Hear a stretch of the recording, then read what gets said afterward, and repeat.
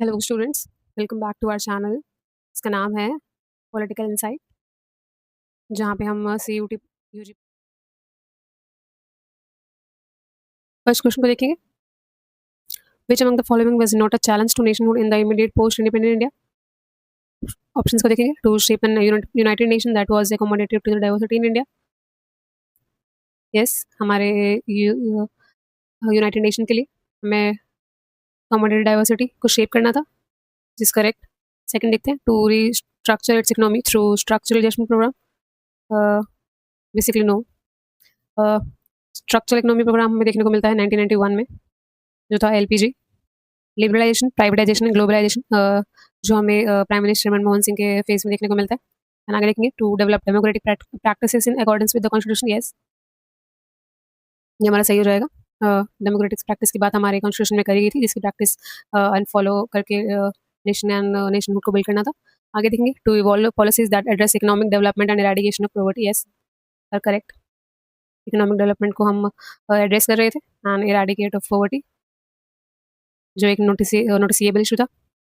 Poverty को खत्म करना, जहाँ पर आगे इंदिरा गांधी भी गरीबी हटाओ का नारा देती है हमें।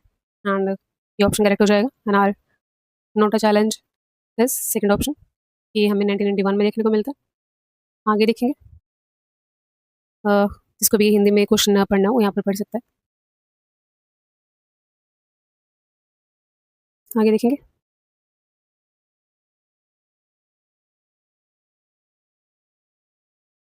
बात करते हैं अपने सेकंड क्वेश्चन की। Which of the following statements are correct about the problems of the partition of India. यहाँ पर हमें करेक्ट बताना है, प्रॉब्लम्स बतानी है पार्टीशन ऑफ इंडिया की। There was no single belt of Muslim majority area in British India. Yes, this correct. यहाँ पर कोई ऐसे सिंगल रीजन या फिर एरिया डिसाइड नहीं किया गया था मुस्लिम मेजोरिटी के एरिया के लिए ब्रिटिश इंडिया में। सेकंड देखते हैं। And Khan Abdul Ghaffar Khan of North Eastern Frontier Province oppose two nation theory. Yes, he is oppose this theory, जिसमें पाकिस्तान एंड इंडिया के सेपरेशन की बात की गई थी। ये हमारे लिए इंपॉर्टेंट हो जाता है, ये हमसे factual and one liner question भी पूछा जा सकता है। And Khan Abdul Ghaffar Khan also related to Khudai Khidmatgar movement, ये याद रखेंगे। And third is there were area in Bengal and Punjab provinces in British India where non-Muslim were in majority. Yes, is correct. Bengal and Punjab ऐसे provinces थे ब्रिटिश इंडिया के time पे, जहाँ पर non Muslim की मेजोरिटी थी। ठीक है, यहाँ पर देखा जाए तो Punjab and Bengal had mixed population. And यहाँ पर कई डिस्ट्रिक्ट में नॉन मुस्लिम मेजोरिटी थी, जो यहाँ के प्रोविंस के डिवीजन को लीड करती थी। आगे देखेंगे। और option D, minority on both sides of border suffered violence due to. Yes, जो सब आप जानते हैं, पार्टीशन से काफ़ी ज़्यादा वायलेंस देखने को मिली थी, जहाँ पर महात्मा गांधी मेंशन भी करते हैं। ये हमारे लिए सोरो का और जो ये दोनों का ही मूवमेंट था। तो are all option are correct, so correct option is A B C D. आगे बढ़ते हैं, देखते हैं। हिंदी में स्क्रीनशॉट ले सकते हैं आप। It's 2025 PYQ analysis. देखते हैं थर्ड क्वेश्चन को। Which of the following part of Indian constitution is related to the directive principle of state policy. इसको हम DPSP भी कहते हैं। पार्ट 3 बात करते हैं इंडिविजुअल पार्ट्स की, तो सबको पता होना चाहिए। मे बी हमसे क्वेश्चन क्या पता पार्ट 3 से पूछा जाए नेक्स्ट टाइम, तो हमको सारे पार्ट्स के बारे में पता होना चाहिए। And are part 3 in the Indian constitution situated with fundamental rights.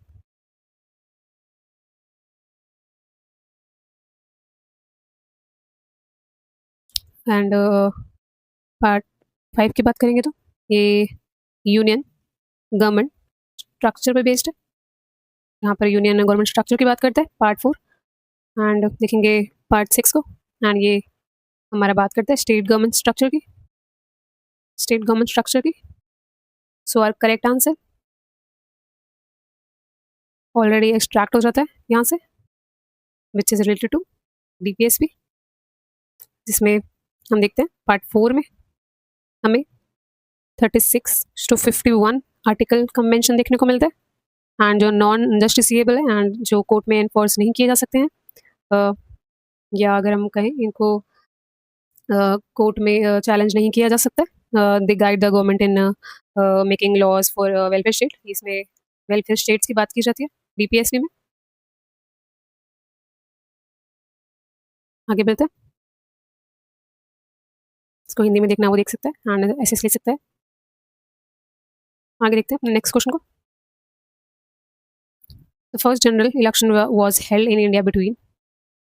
यहाँ पर हमसे फर्स्ट जनरल इलेक्शन की बात की गई है जो कंडक्ट कराया गया था 1951 से 1952 के फेज में। एंड ये फर्स्ट इलेक्शन था। ये हमारा जो इलेक्शन था ये कॉन्स्टिट्यूशन कॉन्स्टिट्यूशन कॉन्स्टिट्यूशन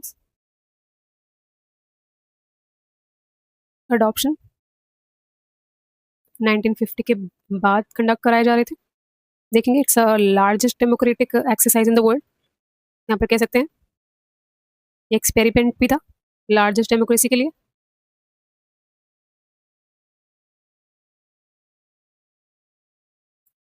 सो आगे देखेंगे, यहाँ पर देखेंगे how many women were not recorded in the first draft of electoral rules. ये हमारा फोर्थ क्वेश्चन रहने वाला है। No it's our fifth question. हमारा फिफ्थ क्वेश्चन रहेगा how many women were not recorded in the first draft of the electoral rules. First election में हमें कितनी ऐसी वुमेन्स थी जो उसमें इंक्लूड नहीं की गई थी इलेक्टोरल रूल्स में, या फिर उनको कह सकते हैं कि वोटर लिस्ट में इंक्लूड नहीं किया गया था। सो देखेंगे तो वो थी 30 लाख वुमेन्स को इंक्लूड नहीं किया गया था वोटर लिस्ट में। सो उसके बारे में ज़्यादा एक्सप्लेन नहीं करते हुए आगे बढ़ते हैं सिक्स क्वेश्चन पे। विच political leader did not participate in any of the independence day celebration on the 15 अगस्त 1947। यहाँ पर हम देखेंगे विच political leader did not participate, मतलब किस पॉलिटिकल लीडर ने पार्टिसिपेट नहीं किया था इंडिपेंडेंस डे के सेलिब्रेशन में, which is on 15 August 1947। So वो थे Jawaharlal Nehru, B R Ambedkar, Vallabh Bhai Patel and M K Gandhi. So it's I father of nation Mahatma Gandhi. But अब सोच आप सब इस कंफ्यूजन में होंगे कि why he didn't attend the 15 अगस्त celebration. So at the time Gandhi Bengal में थे, नुआखाली में।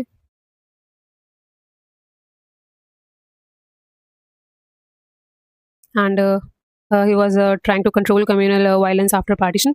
एंड उनके लिए पार्टीशन एक सोरो एंड जॉय दोनों का मिक्सचर था।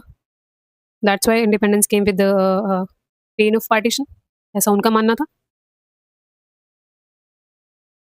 एंड वो कहते थे कि it's a pain of partition not celebration, क्योंकि जिनका पार्टीशन या फिर जिनसे सेपरेट हुए हैं वो भी हमारे ही भाई थे।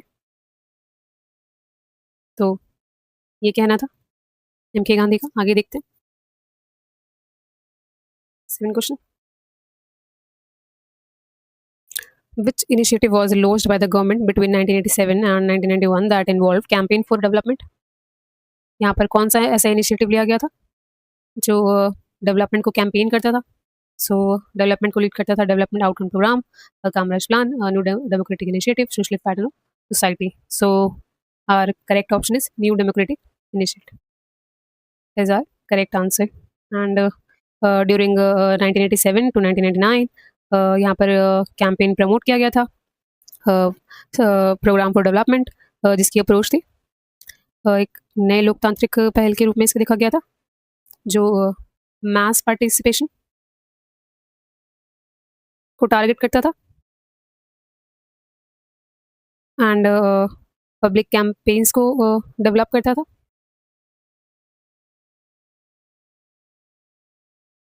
एंड गवर्नेंस रिफॉर्म्स की भी बात करता था। आफ्टर 1990 आफ्टर लेट 1980s कह सकते हैं इसको, गवर्नेंस रिफॉर्म्स की बात करते थे, न्यू डेमोक्रेटिक इनिशिएटिव। आगे देखेंगे। Next question is operation flood deals with. हमने देखा आपने 7 क्वेश्चन, देखेंगे हम आज 8 क्वेश्चन। यहाँ पर पूछा गया हमसे that operation flood deals with operation flood related to nationwide milk raid, flood management in Bihar, increasing wheat production in Punjab and Haryana, investigating flood crisis in Lower Assam. So our correct answer is, it is our nationwide milk grid. देखेंगे operation flood क्या था। सो ये एक agriculture programme था, that is agricultural program that was launched in 1970, and this is we also known as White Revolution, and इसको lead कर रहे थे Varghese Kurien. So our correct answer is nationwide milk grid. Let's move to our next question. Our ninth question. Which of the following provision of the Indian Constitution deal with the promoting international peace and security? यहाँ पर कौन सा ऐसा प्रावधान है हमारे संविधान में जो प्रमोट करता है इंटरनेशनल पीस को एंड सिक्योरिटी को, शांति और सुरक्षा की बात करता है। सो कौन सा प्रोविजन है, या कहीं तो कौन सा ऐसा आर्टिकल है। बात करें सभी आर्टिकल्स के बारे में, हमें थोड़ा सा आइडिया ज़रूर होना चाहिए कि हमारे आने वाले एग्जाम में इन आर्टिकल से भी क्वेश्चन फ्रेम हो सकते हैं, तो हमें बेसिक आइडिया होना चाहिए। सबसे पहले बात करेंगे आर्टिकल 51 की, that directly connected to part 4 and DPSP, जहाँ पर हमने अभी क्लास के अर्लियर में बताया जो सोशल वेलफेयर से जुड़ी होती है। देखेंगे 21 को, आर्टिकल 21 अब बात करता है right to life and personal liberty.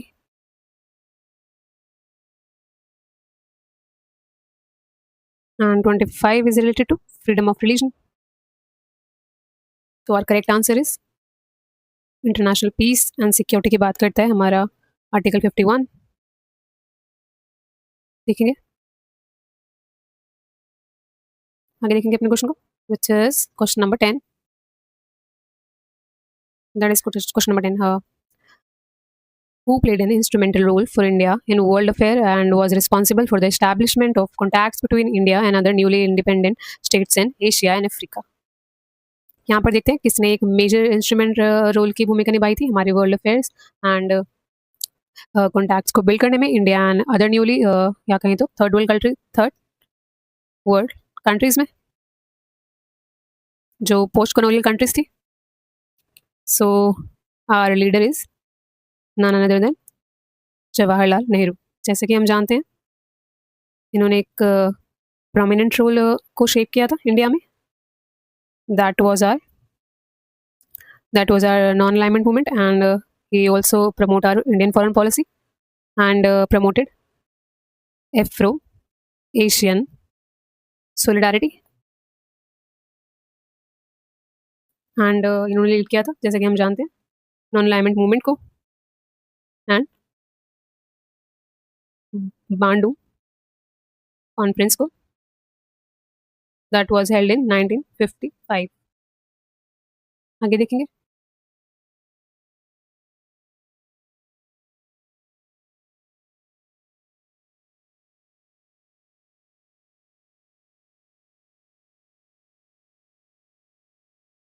Second question की बात करेंगे। With which country India signed a 20-year treaty of peace and friendship in 1971? As we earlier in our video and session and also in our second chapter of our video of unit 1, जहाँ पर हमने बात करी थी इस treaty के बारे में। सो ये ट्रीटी हमने की थी सोवियत यूनियन के साथ।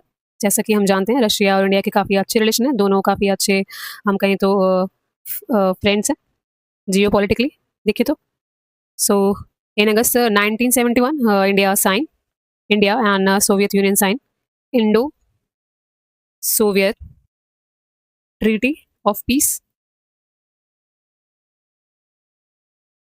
Friendship and cooperation with the Soviet Union, that indicates as well. So ये ट्रीटी थी हमारी जो एक स्ट्रैटिक सपोर्ट को लीड करती थी 1971 में बांग्लादेश लिबरेशन वॉर के टाइम पे, एंड इंश्योर करती थी हमारा म्यूचुअल म्यूचुअल कॉर्पोरेशन को in defence, economic and political matters. So ये फैक्ट्स याद रखने हैं हमें। आगे देखेंगे नेक्स्ट क्वेश्चन को। This is our 11 question I guess, 12 question. This is our 12 question. Which of the following statement is are not true about privy purse? So सबसे पहले हम देख लेते हैं। सबसे पहले हम we talked about what is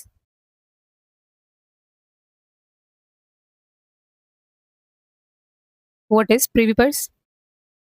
So basically it's a payment made to former rulers of princely state. ये एक तरह का भत्ता कह सकते हैं हम इसे, जो हमारे प्रिंसली स्टेट्स के उन राजाओं को दिया जाता था या फिर प्रिंस को दिया जाता था जो इंडिया में India after independence of India integrate कर चुके थे, जिनका विलय इंडिया में हो चुका था। Then it was a compensation और more like a allowance as we know, जहाँ पर ये अलाउंस दिया जाता था, बट ये इंडिविजुअली प्रिंसेस एंड किंग्स को दिया जाता था, नॉट स्टेट देमसेल्फ। सो देखेंगे privy purse was given to the princely states, no, as we can discuss, and it was not about यहाँ पे ऑप्शन को देखेंगे, it was given as an assurance that after the dissolution of princely rule, and then rulers families would be allowed to retain certain private property and given a grant in hereditary or government allowance. No, it's not correct. It was not just about hereditary grant or something. It's a and property guarantee is for just a fixed. It was just a fixed allowance. That's what that was given to the king. And our last option is hereditary privilege were consonant with the principle of equality, social and economic justice, which is also wrong. Hereditary privilege, it's directly related to against equality, something against equality and social justice. किसी को भी हम वंशानुगत कोई privilege नहीं दे सकते हैं जो हमारी इक्वालिटी एंड सोशल जस्टिस के अगेंस्ट होगा। सो उस टाइम पर जो एग्जिस्ट करते थे किंग, बस उन्हीं को अलाउंस मिला। It not suppose to be hereditary privilege, it just a period of time जब उनको अलाउंस दिया गया, and it was more of a compensation as we know. So our correct answer is answer A, not true बताना था हमें। So it's A, B and D. ठीक है, ए, B and D. आगे देखेंगे 13 क्वेश्चन देखेंगे। 13 क्वेश्चन को देखते हैं। What 13 क्वेश्चन है। Arrange the following events in chronological order. यहाँ पर हमें इवेंट्स को उनके टाइमलाइन के अकॉर्डिंग अरेंज करना है। सो देखेंगे फर्स्ट ऑप्शन को, DMK was formed. Indira Gandhi got the Congress Working Committee, adopted 10 points program. K. Kamaraj proposed that all congressmen should resign from office. The 5th general election to Lok Sabha were held. So first we have establishment of DMK, that was in 1949, and DMK, also known DMK is Dravid Munitra Kashagam, जो पेरियार ने lead की थी party को and form किया था। सो ये देखेंगे, and 1949 के बाद देखेंगे ऑप्शन सी को, that is K Kamaraj plan, which is in 1963, and जहाँ पर सभी सीनियर लीडर्स ने रिजाइन कर दिया था पार्टी को स्ट्रेंथन करने के लिए। इसके बाद देखेंगे हम Indira Gandhi got the Congress working committee adopted 10-point programme, जो उन्होंने अडॉप्ट किया था 1967 में। इंदिरा गांधी के फेस में से अडॉप्ट किया गया था, जो रिफॉर्म्स की बात करता था एंड पॉवर्टी रिमूवल की बात करता था। जैसे कि हमें पता भी है कि इंदिरा गांधी ने ही हमें गरीबी हटाओ का नारा दिया था। सो ये इनके कुछ पॉइंट्स में इंक्लूड था। And last one is fifth general election. Fifth general election was held in 1971. So our correct answer is 1949A, then C. So AC से ही हमारा क्वेश्चन एलिमिनेट हो रहा है। तो our organic intellectual, you should eliminate the question and mark your correct answer.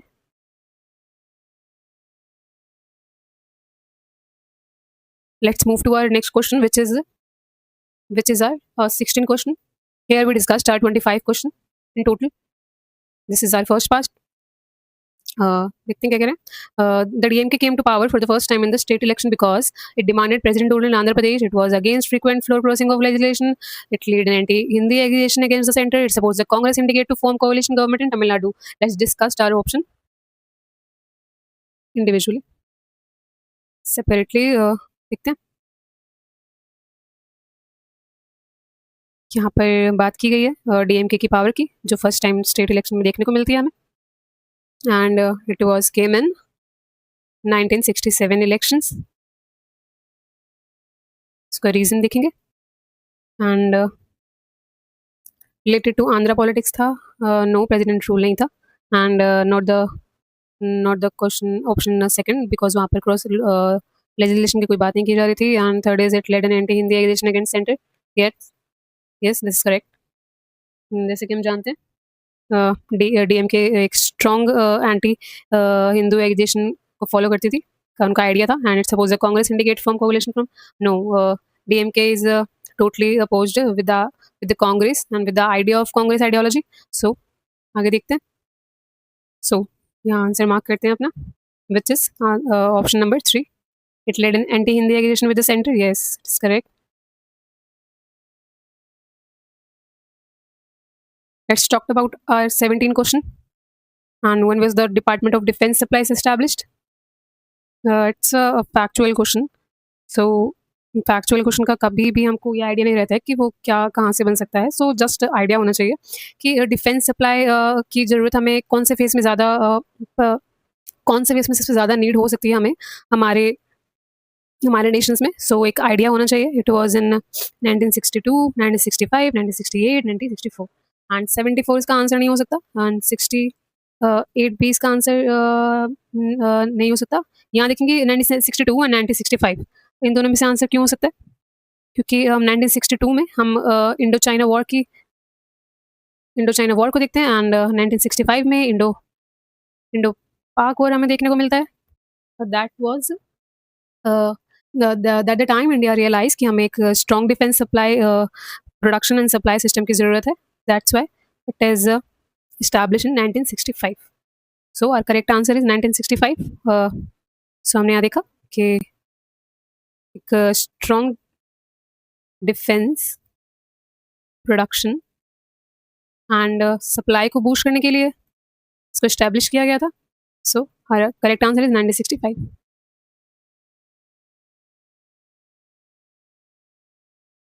देखेंगे अपने written question को। My pen is not working properly, so sorry for the glitch students. Question number 18। Here we match our list 1 with list 2.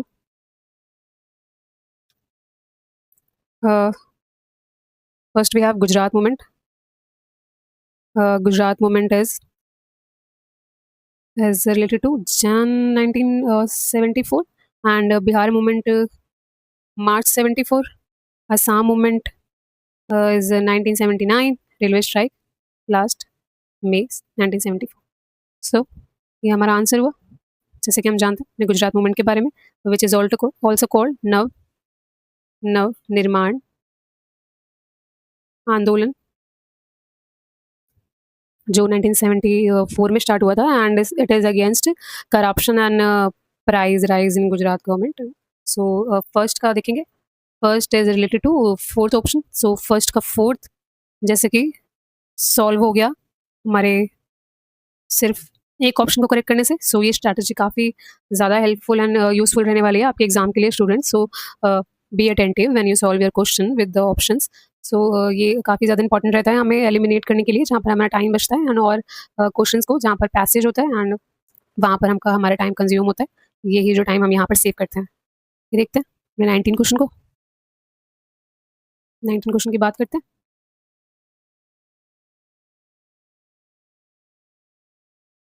In which of the following movement was the slogan Badakku, Vaji Kiradu, Thirakku, Thai Kiradu, the North thrive, even the South decay youths. So, it's just a term slogan.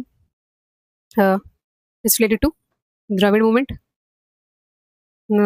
This slogan is in Tamil language. It's in Tamil language and expressing regional imbalance.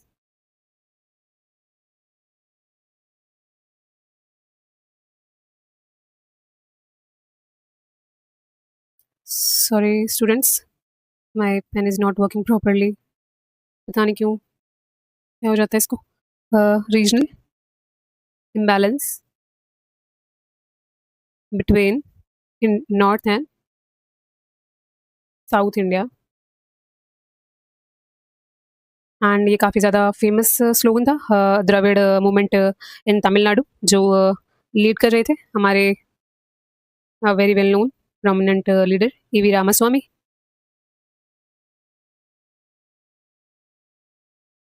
And CN Annadurai.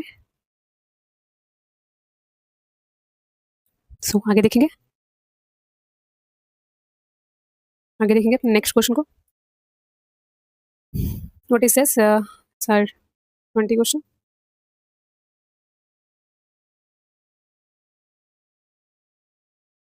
I don't know why the pen is not working.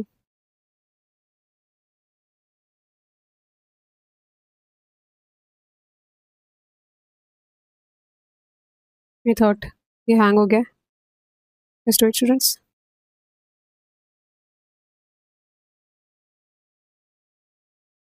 So it's 20 question. It's working. It's working now. So who among the following started the self-respect movement in 1925?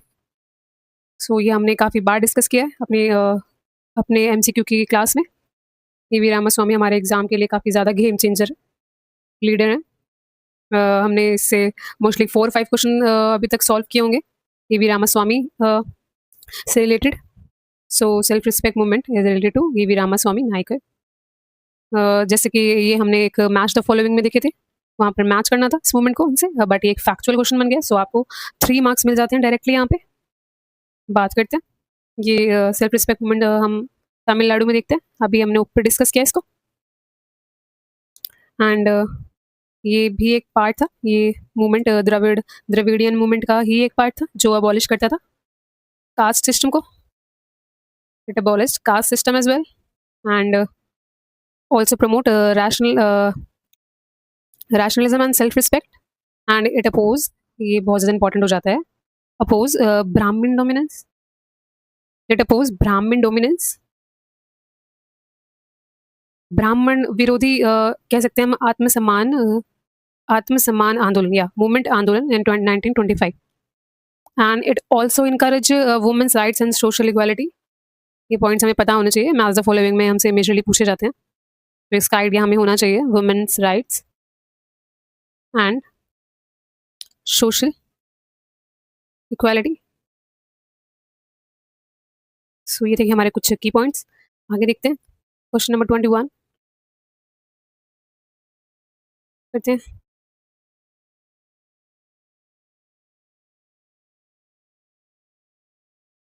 बात करते हैं question number 21.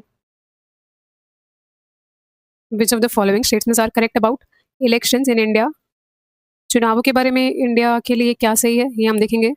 The Congress party won more seats in the Lok Sabha in 1989 election than in 1984 election. That is not correct because In 1984 election, Congress won a massive majority, like 400 plus seats achieve की थी वहाँ पे, because यहाँ पर राजीव गांधी जी का assassination देखने को मिलता है, एंड इसके बाद जो इलेक्शन होता है जहाँ पर उनको मैसिव सीट्स का इंक्रीज होती है, सीट्स 400 प्लस होती हैं. सो यहाँ पर करेक्ट हो जाएगा. देखते हैं सेकंड ऑप्शन को. The 1991 Lok Sabha elections mark the end of the Congress system, which is also incorrect. जो इलेक्शन सिस्टम का डेक्लाइन हमें देखने को मिलता है वो पोस्ट 67 से देखने को मिलता है, पोस्ट 1967 से देखने को मिलता है. 1990 it's not the mark for and the Congress system. 1991 में कांग्रेस स्टिल रिमेन इन्फ्लुएंशियल. सो देखते हैं लास्ट ऑप्शन को.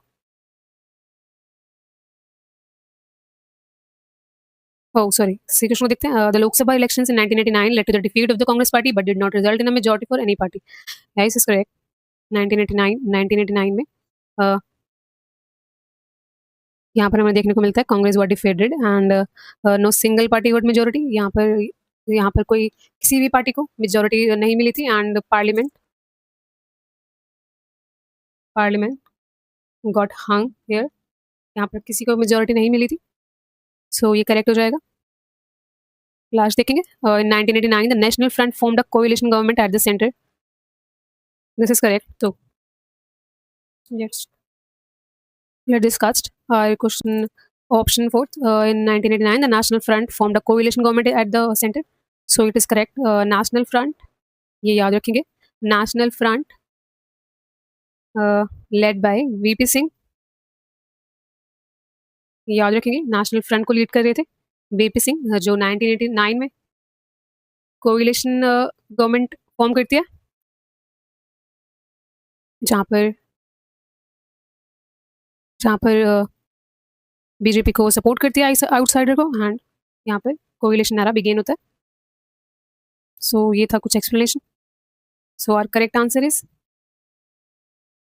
लिख लेते हैं करेक्ट आंसर को. So our correct answer is C and D. C and D बहुत करेक्ट. Is 2 is wrong. आगे देखते हैं. ये था हमारा 21 क्वेश्चन है. ओके, सो 22 क्वेश्चन को डिस्कस करते हैं. Under which provision of the Indian constitution Kashmir was given a special status. यहाँ पर देखेंगे कौन से आर्टिकल में कश्मीर के विशेष दर्जे की बात की गई है, या फिर कहें तो स्पेशल स्टेटस की बात की गई है. So it's article 370. हम जानते हैं आर्टिकल 370 एक स्पेशल स्टेटस देता है जम्मू एंड कश्मीर को, बट इसको अबॉलिश कर दिया गया है recently in 2019.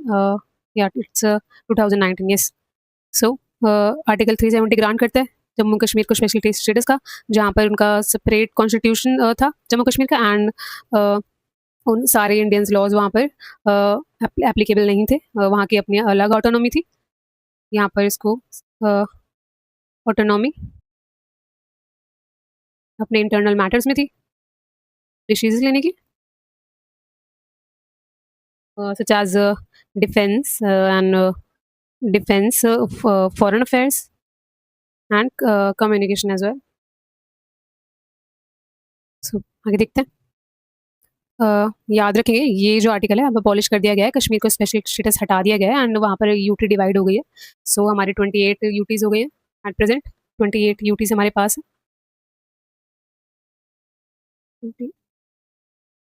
Bar bar pen काम ही करना बंद कर देता है स्टूडेंट्स.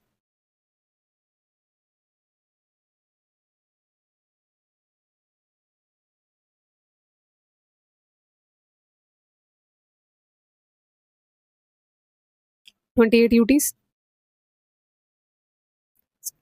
बाकी आर्टिकल्स की बात कर लेते हैं. So article 324 is related to election commission, and article 364 special provision.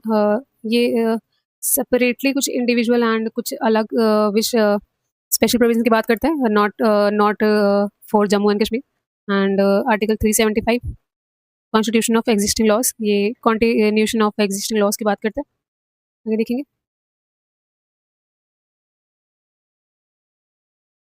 और देखेंगे अपना 23 question. In which year did the All Assam Students Union ASU lead an anti-foreigner movement? Our correct answer is 1979. देखते हैं what is ASU and All Assam Student Union is related to.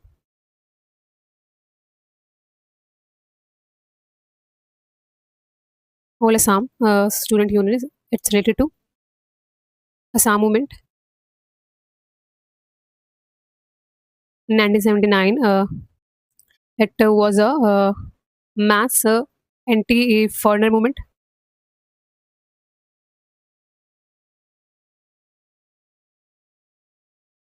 against illegal migrants, illegal immigrants, especially uh, especially from Bangladesh reason. So ये थे हमारे कुछ important facts for आंसू. Second last question को देखेंगे 24 question को, जो हमारा क्रोनोलॉजिकल ऑर्डर में हमें अरेंज करना है. सो यहाँ पर देखेंगे. The peace uprising took place in the Naxalbari police station area of Darjeeling Hill district in West Bengal. So it was in 1967. Students आपको ये डेट्स याद रखनी पड़ेगी और इसका कोई ऐसा शॉर्टकट नहीं हो सकता. इन इवेंट्स का आप डेट आपको रिकॉल करना ही पड़ेगा. सो देखते हैं. The opposition political parties led by Jayaprakash Narayan organized a massive demonstration in Delhi Ramlila ground demanding the resignation of Indira Gandhi. It is talked about emergency के टाइम पर यहाँ पर अपोज किया गया था इंदिरा गांधी को. एंड रामलीला ग्राउंड पे काफ़ी मैसिव डेमोन्स्ट्रेशन देखने को मिलता है उनके विरोध में. सो ये था हमारा 1975. आगे देखेंगे. The Janata Party government appointed Shah Commission of Inquiry. It was after emergency. It was appointed for examine the Indira Gandhi emergency provisions.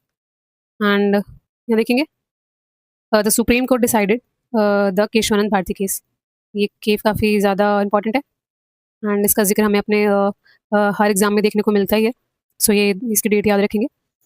So Keshavananda Bharati case याद रखेंगे जो हमारे बेसिक डॉक्टरिन स्ट्रक्चर की बात करता है.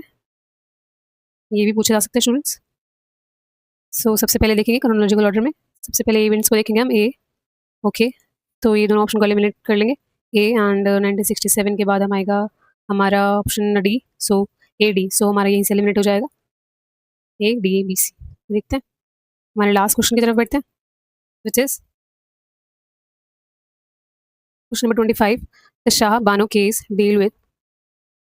यहाँ पर बात कर रहे हैं शाह बानो केस की. सो अभी आपने रिसेंटली इस पे बेस्ड एक मूवी देखने को मिली होगी आपको. मे बी आपने देखी चाहे ना देखी हो. वो इसी केस को रिप्रेजेंट कर रही थी. सो जिसमें यामी गौतम एंड इमरान हाशमी एक्टर्स थे. सो ये देखेंगे. It is talked about maintenance of a Muslim women from her husband. जैसे कि हम देखते हैं हमारे इस्लाम में बात की गई है ट्रिपल तलाक की. सो यहाँ पर उसके बाद मेंटेनेंस की बात की गई है, maintenance of Muslim from her husband.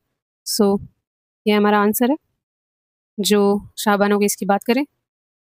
इसकी डेट याद रखनी है हमें 1985. Maintenance of a women Muslim women from her husband इसने याद रखना है हमें. सो ये थे हमारे 25 क्वेश्चन. वो ये था हमारा part 1 with explanation of 25 question for CUET UG All Science exam that was expectedly held in May 2016. So students, keep studying and stay focused. Thanks for watching and do subscribe this channel and do follow this channel. Forget quality content and these types of questions with explanation and support भी दिखा सकते हैं आप इस channel को, इसको share करके.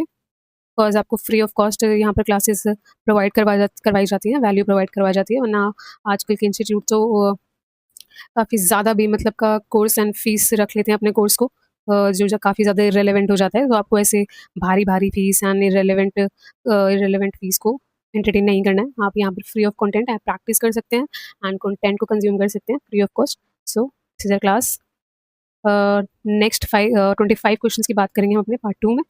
So stay connected guys, do follow and subscribe. Sneha Bol this side. Thank you.